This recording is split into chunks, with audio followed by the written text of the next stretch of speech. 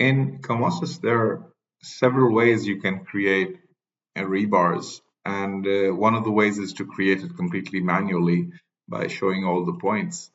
Then there are some other powerful ways of creating segment rebars or radial segment rebars or extrusions or sectional reinforcement. These are all very fast ways of creating rebars. But then there is the tracer technology, which we call the surface reinforcement, in which you show a surface and the rebar follows the shape of the formwork if you want it to. And then there are these other container macros, which you can use like beams and columns and polygon columns and walls, shear walls, etc. So several different ways to create your rebars. In this video, we'll be talking about some details of the surface reinforcement method. And these details have to do with the operations, because the surface macro, if you use the surface reinforcement macro, then you are allowed to add operations to them. And we'll be talking about these operations in this video. Now, generally, operations are of two types. If you notice over here, it says path operations, and then it says range operations. Now, there's another menu over here called splice operations, but splice operations are actually also path operations. They've just been given a separate group over here because they have their own category. But in principle, there are only two types. There are path operations and then there are range operations. Now, what does a path operation mean? A path operation is something which changes the path, the shape of the rebar. So you have a rebar which is created by the surface macro, and something which changes the shape, maybe embeds it into something or deletes the end or reverses the end direction, or something which changes the shape. So if it's a straight line, one becomes longer, shorter, gets embedded into the object, is broken into two pieces, for example. So you have a bar from here, and you break it over here and then continues over that. That's basically a path related operation, because you're changing the path of the rebar. By path, we don't mean the range. This is the range, and this is the shape of the rebar. So you can also read the path operation as something which changes the shape of the rebar. So there are those operations. And then there are operations which change the range of a rebar. And by range, we mean, so when we have a rebar, it's going from here to that point, and that's the range. Anything which changes this range in any way or form is a range operation. So in principle, just remember that there'll be range operations we'll be talking about, there'll be path operations we'll be talking about, and splice is basically a path operation, but it's just been grouped separately. So just keep that in mind. So let's start with the range operations. And they do very similar things. So sometimes you might feel that, this is almost the same as that one, but there are minor differences, and we'll just go over them one by one. So the first one is conform a rebar to a point. What does this do? When we click on it, it will ask us to select a surface macro, a rebar generated by a surface macro. So let's click on that. So now it's asking for select a rebar, which means select a rebar which has been created by a surface macro. So if you go into this and then you select a rebar which has not been created by a surface macro, then it's not going to work. So it needs to be a rebar generated by the surface macro. And how do you find that out? Let me just escape from here. Select this rebar and press M, enter. And if you see the surface reinforcement dialog box, then it's a surface macro. Of course, you can explode that and turn it into a normal bar, and once again, the operations won't work on it. So, conform rebar to a point. This is a range operation, which means it conforms the range. So, there's a hint over there. You can read that, but I'll just talk about it. So, you select a rebar, and then you select a point. Now let's just go and select this point, for example. This is somewhere in the middle of these two rebars. If I select it like that, and then I can right click. Now if I right click, let me just select that point and show it to you in plan view. So you notice now the two things have happened. First of all, this rebar was one ID, and so that it's from here to here, and from this one is a separate ID now. But what is difficult to see right now is that actually this one also has a last bar over there. You're not seeing it because they're overlapping each other. If I were to just show only for this one, you will see that there's the last bar was over there.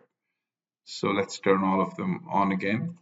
So this one is good. So there's an overlap. There's a double bar over here. That's the point I'm making over here. When you do it like this, it will basically create a duplicate rebar in the middle, and you need to be careful. And there's a reason why it does that, because sometimes you want to then maybe you want to then pull this one back a little and pull that one back a little, but you want two bars very close to each other. So it leaves them on if you do it the way I've done it, and then it allows you to modify them later. So let's undo that. Let's just press Control Z, and this is now the same bar as it was earlier. And now let's go back into the same one, conform rebar to a point, select the rebar, just select a point over there, and instead of right clicking, which basically breaks it into two, I just select a side. So I'm just going to select any point on this side, and when I do that, it deletes the rest of it. So previously it broke it into two IDs, from there to there and from there to there, and there was a common rebar, a duplicate rebar at this point. But now if I select a side using the same command, it's the same conform rebar to a point, using the same one, if I instead of right clicking and finishing, if I select a side, then I have basically changed the range of that surface macro, the original surface macro. The surface macro is still there. I can still click on my bars, press M, enter. It's still there. So I can change my spacing from 300 to maybe 140 if I want, like that. And my spacing is changed. But one thing you will see is that it will be conformed to that point. You can see the point is over there. It's still conformed to that point. So the surface macro is still there, and the operation is still there as well. So this is the advantage which we have with operations. By the way, we mentioned that when we are using the conform to a point operation, it leaves a duplicate bar at the point which you select. Now, you might be thinking that what would be the use of that? So let's do an example. So for example, I've placed a column over here, and there's a slab. And what if I wanted some of these bars to go inside the column? And this is a single surface macro, by the way. So I want to break its range in such a way that some of them go inside the column and some of them are left on the other side. But I want the last bar from the other side to be a clear cover distance from the column, and the bar from this side to be a clear cover inside the column. Now, if you remember, if you go to the range operations, set conform to a point, I can select this rebar, and right now it's the whole set. And then I can show this point of the column as the conforming point. And then I can just right click. And what that will do is it'll create two bars. One is this one and one is that one. This one is coming all the way to that point, as you can see. And the other one is also actually coming all the way. You can't see it because, let me just hide this one for a second. And then you can see that this one is also actually at the same. So there's a duplicate bar over there. Let's show everything. Now, once we have the duplicate bars over here, now what we want is that we want this one to be 50 millimeters short of that point, and we want this group to be 50 millimeters short to the other side. So to do that, once again, we continue doing our operations. So once again, we say conform to a point. We select this one, and now we say press enter, EY50. like that. And then to show the side to keep, because it's going to still keep a bar over here if we don't do that, just keep this side.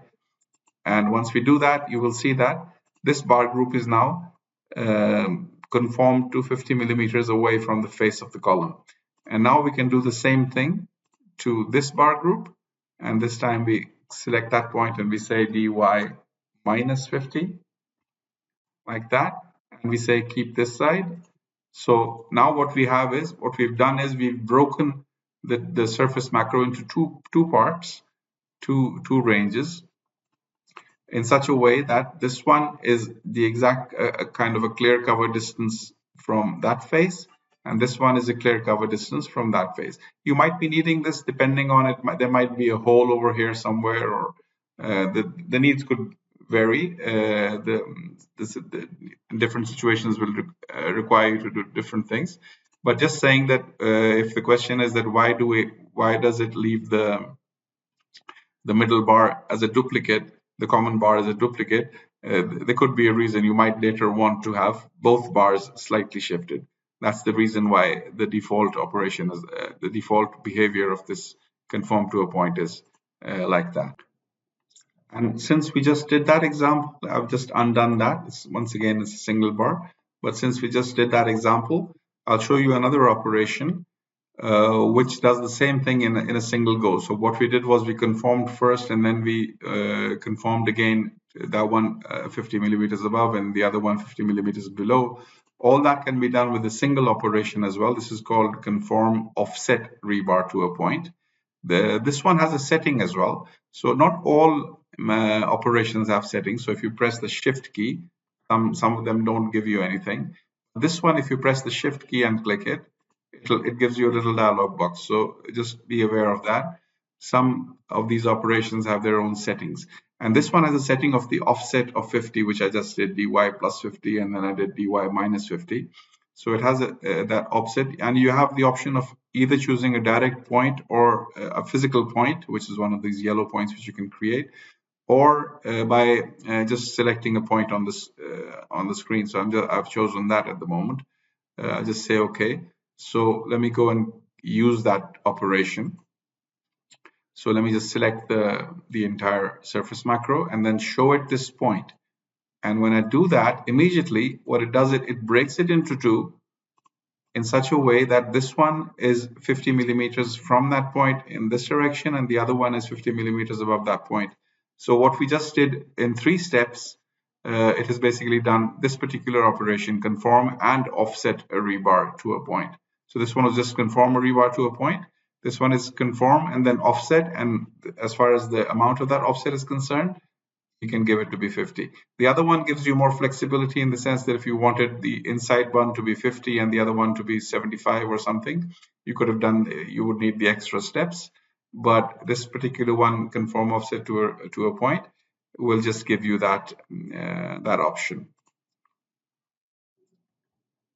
Now, if you notice, when I use this particular operation, conform and offset a rebar around a point, it also created a little green point over there, which didn't exist before. And the advantage which I have is now that if I can actually move this green point. So for example, let's say this represents the edge of the column, but let's say the column became bigger or smaller, or for some reason this point around which the 2 bars were conformed needed to change. So I can just say move this point linear, let's say 120 millimeters in the y direction, something like that. Let's say that's the new point. Of course, when I move the point, nothing happens. But this is the point which the operations are following. So first of all, let me just talk about this one thing over here. If you come to this menu, there is something called list operations applied to a rebar macro. So if I were to click on that and select this particular surface macro, both of these are the same, by the way. This is still the one surface macro. It's just that it's created more than one rebar. So what that tells us is that a surface macro can actually be holding more than one rebar within itself. So in any case, so I select this one and right click, and it tells me that you have applied one operation, which is conform and offset rebar to a point, which we just did. together. Now, that'll be a list which will keep growing as you add more operations to this surface macro. But what I want to show you is that I moved this green point over there, but there's another thing over there called refresh operations. And if I select that and I then just select any bar on this surface macro and I right click, it asks if there are any other surface macros which I want to refresh. There are not, so I'll just right click again. When I do that, you see that the operation has been refreshed, and now that surface macro is conformed around the new position of this point. So whenever the points change, you can very quickly ensure that your rebars follow that number. Let's just undo that to bring it back where they were, bring the point back as well. And it keeps a track of this point. So you can always use that. These first four range operations, conform to a point, conform and delete to a point, conform to 2 points, they're basically minor variations of each other. So if we talked about this one, that this one will just break it from a point, but it will leave a common bar as a duplicate, so there'll be a doubling of bars at the common point. This one doesn't do that. This one will just break it at a point and also delete one of the bars. But the only problem over here is that you don't know which one it's going to delete the first one, I think. So you can, but it will.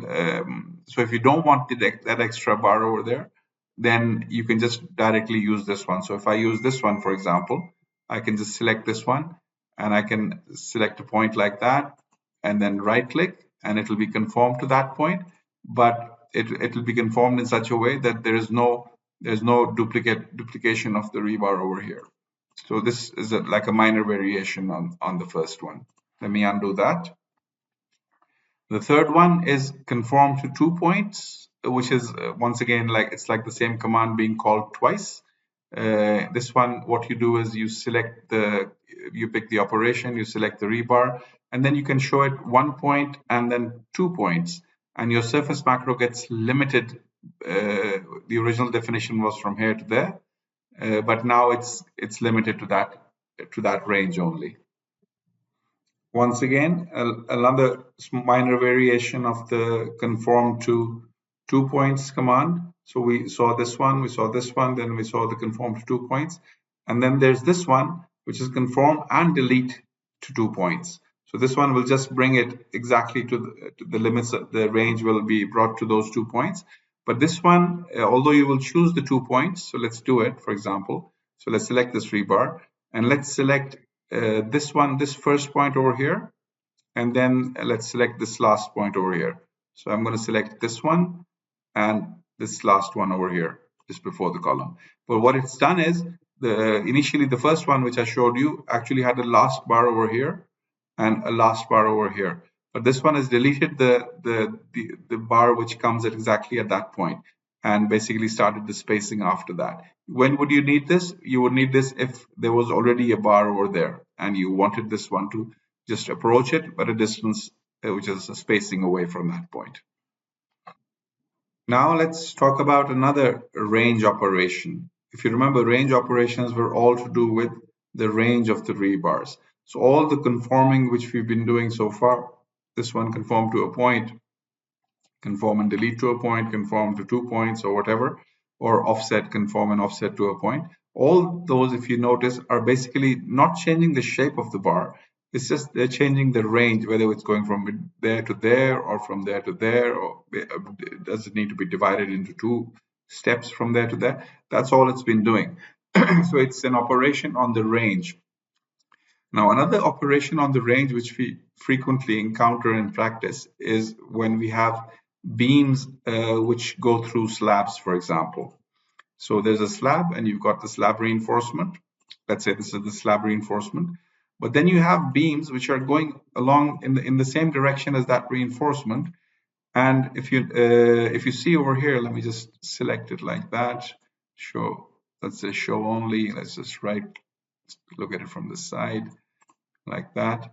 Now, if you notice, the slab reinforcement is coming in the in the area where the beam reinforcement will be once we apply the beam reinforcement.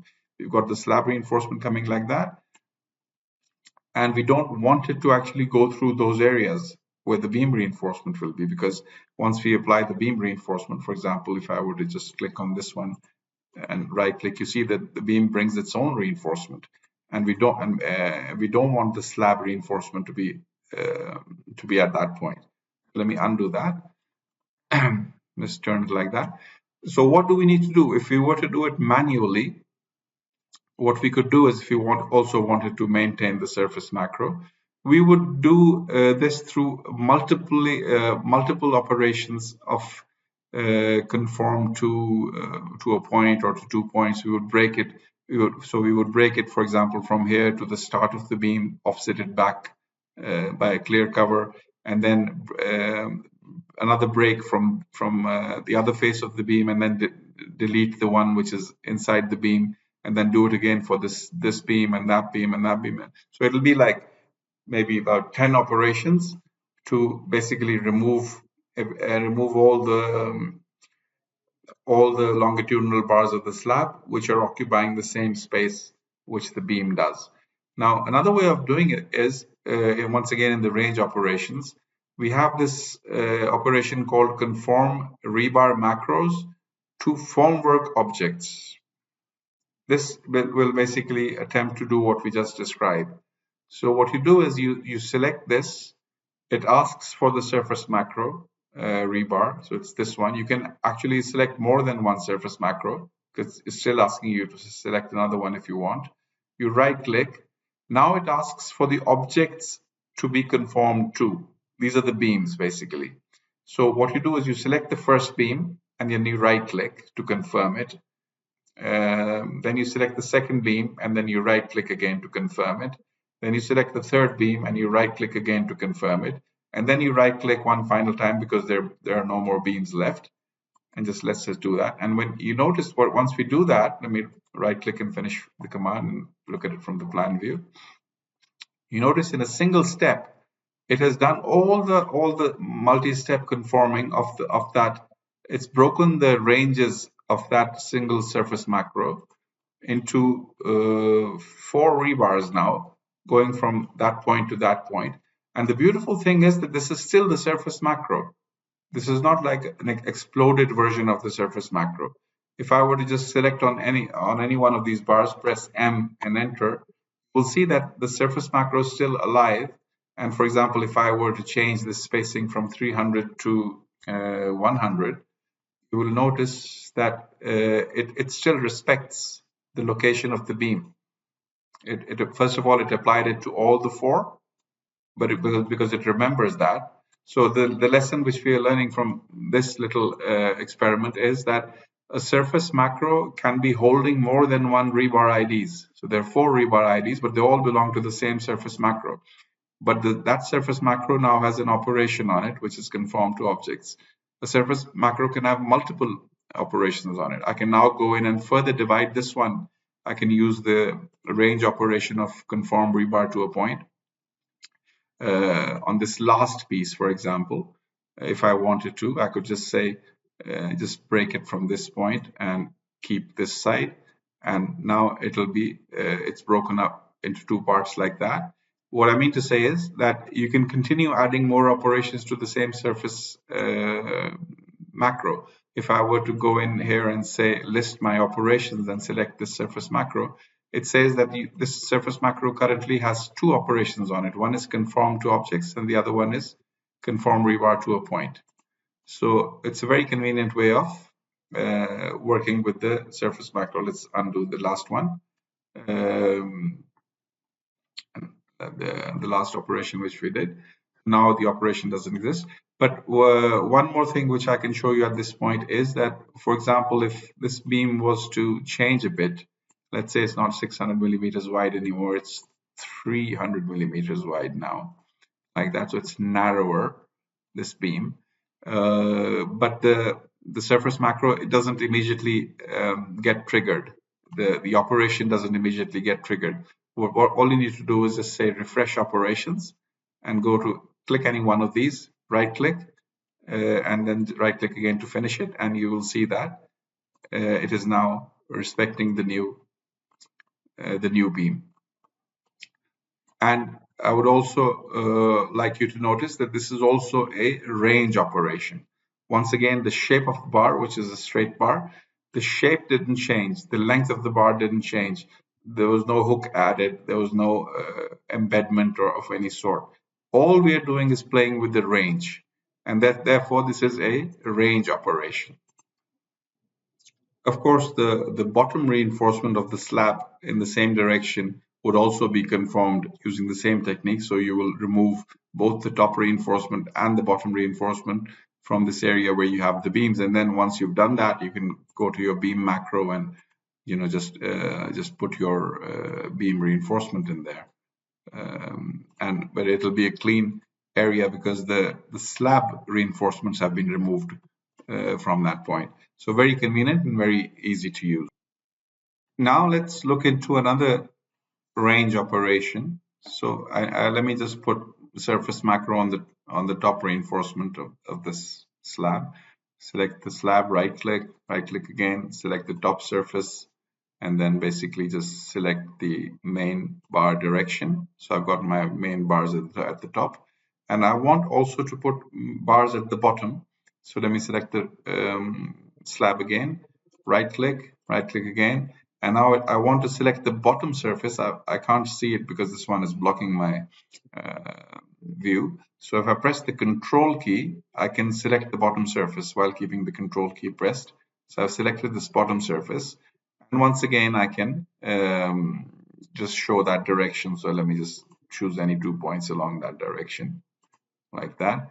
So if you notice, my top and bottom rebars have been placed using the surface macro. Let me just look at it from the side. And you can see them like this. Now, one thing which you immediately note is that these bars are not aligned. Obviously, this is a longer surface. This has a length of 6 meters. This bottom surface has its own length, whatever that is. But you can see that this bar doesn't have a bar directly under it. This one doesn't have a bar directly under it, and that's understandable because these bars are now placed depending on where the surface was. Now, this misalignment of the top rebars with the bottom rebars may not be important, and in that case, there's nothing you need to do. But it could be important, for example, if for example, you wanted to put some cross ties between the two, or maybe some stirrup between the two, and you wanted them to be aligned. Obviously, they cannot be aligned in their current situation because, like I said, this one is going all across the top surface, whereas this one has its own range. So what we have once again in the range operations, if we open them all up, you can see that there is one called align rebars. What this will do is it will align two surface macros to each other if they have an overlap. If they don't have an overlap, then nothing will be done. But if they do have an overlap, and in this case they do, because this area is shared by the top one, but the top one is bigger, longer, but there's a common area which they both share. So what we can do is we can go in there and say align rebars, and it asks us for the two surface macros. So I can go in, right now you see they're misaligned. So I'll just select the top surface macro, and then it says it still wants me to confirm because it's still saying select the first rebar. So I right click to confirm. Now it says select the second rebar. I select this one. And now if I right click, you will see a slight motion and they've moved. The bottom one didn't move because the bottom one kind of can't move. But the top one, what it's done is, if we zoom out a bit and turn off the handles, you will see that the top one is now broken into 3 rebars. What was just one range is actually 3 rebars going from here to here. And then the common area starts, which is perfectly aligned with the bottom surface macro. This is, once again, if you notice, if you did not have this operation of aligning rebars, you could still have done it by using conform and delete to a point and stuff like that again and again. So you would have first broken it from this point, then broken it from that point, and deleted the last bar and stuff like that. So you would be able to do it using these basic range operations. But once you cross these first four, the remaining two or three are basically like a little more intelligent, which allow you to do multiple things in a single go. So obviously this now gives you a nice looking slab in which they're perfectly aligned.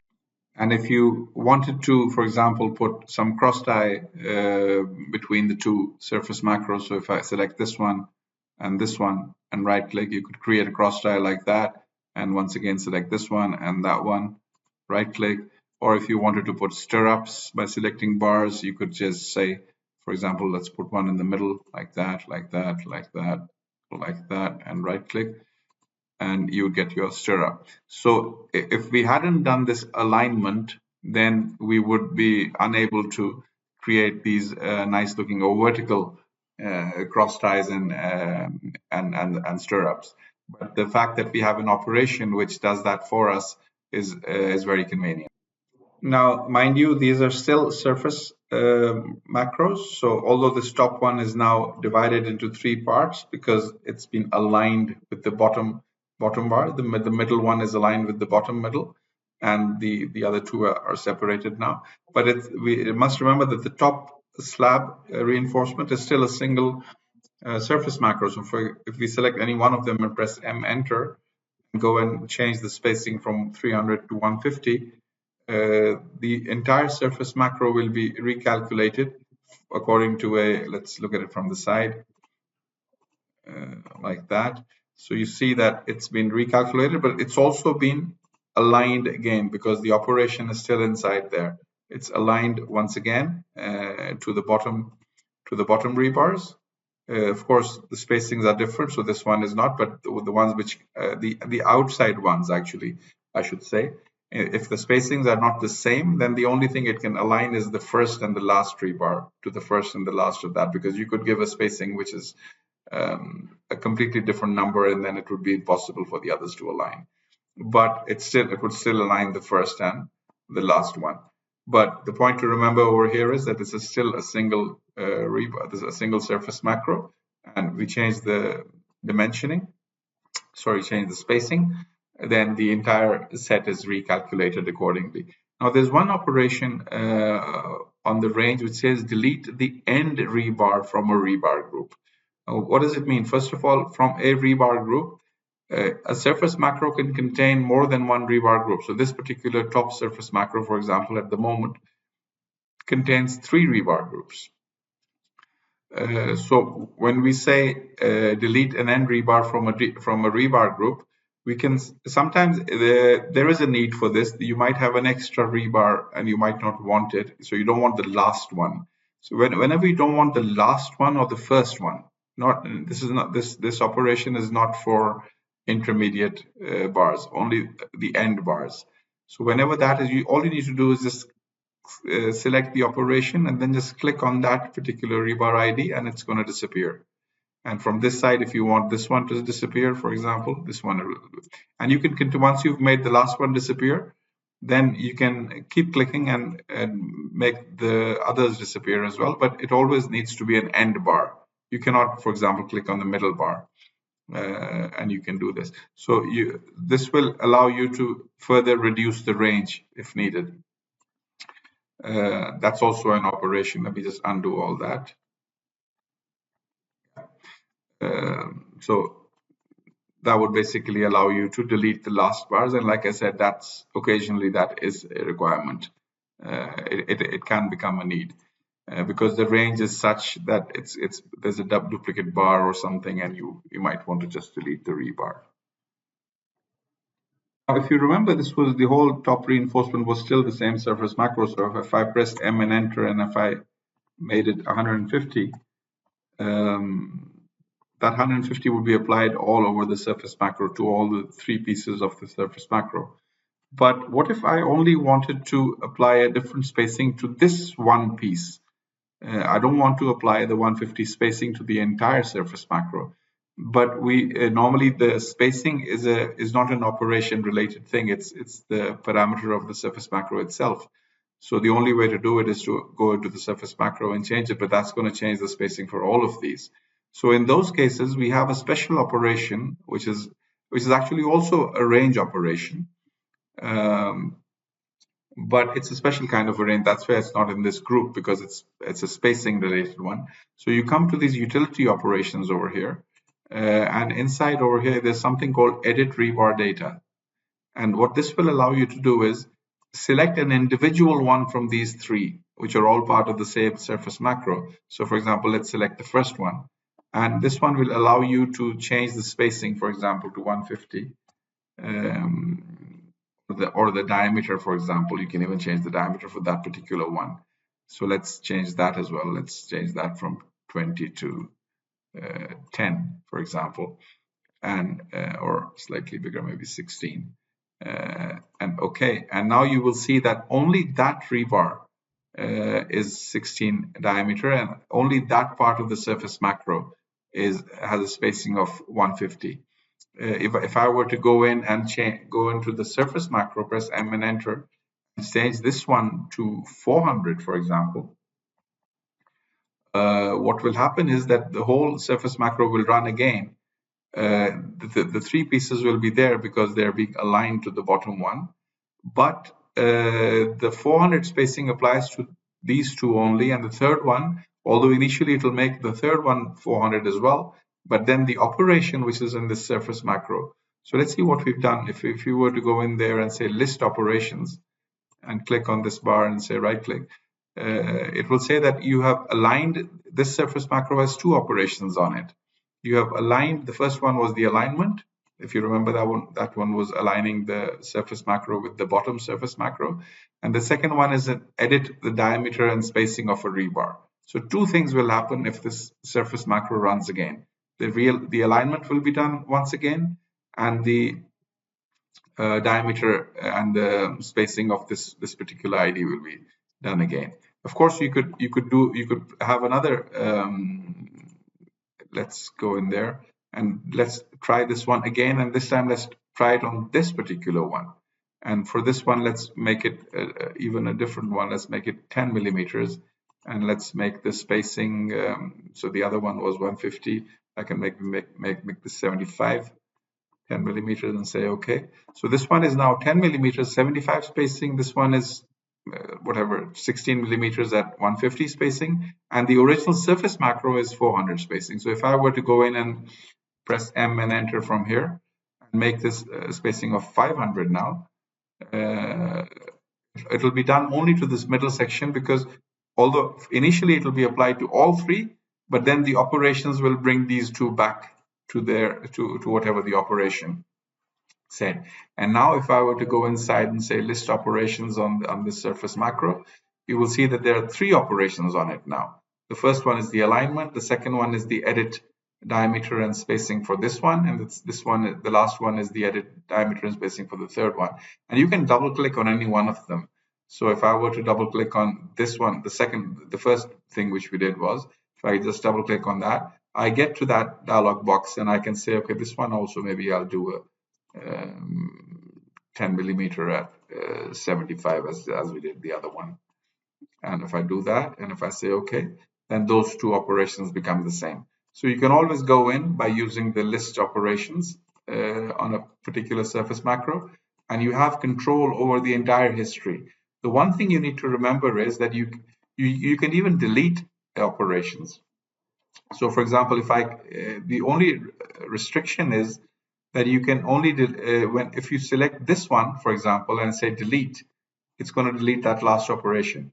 But if you select this one and press delete, it's going to delete all the operations after that, because with operations the number of rebars can change, and that changes the indexes, so it becomes unsafe to remove an action from between multiple actions. You've got 10 actions over here and you remove action number 6 only, then the behavior of actions after that can become unpredictable, because the number of bars can change depending on what the particular operation was.